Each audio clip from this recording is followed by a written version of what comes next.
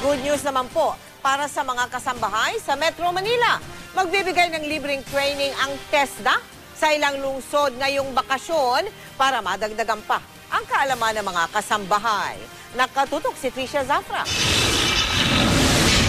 Ibang klaseng mapagkakaabalahan ang hatid ng TESDA para sa mga kasambahay ngayong bakasyon. Sa loob ng halos isang buwan, tuturuan ang mga kasambahay sa table setting, bed setting at tamang paglilinis. Naisip kasi noon na magkaroon kami ng mga programa ngayong summer. Isa sa mga programang nabuo ay itong household services para sa mga kasambahay dito sa UP Village.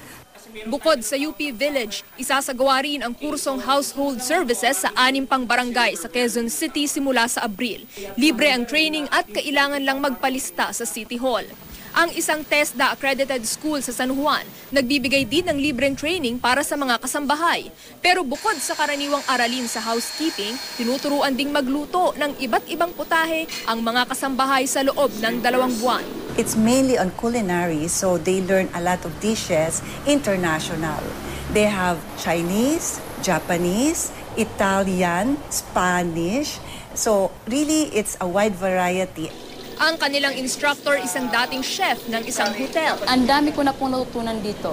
Iba't ibang putahe like paella valenciana. We have been working together with Punlaan for so many years.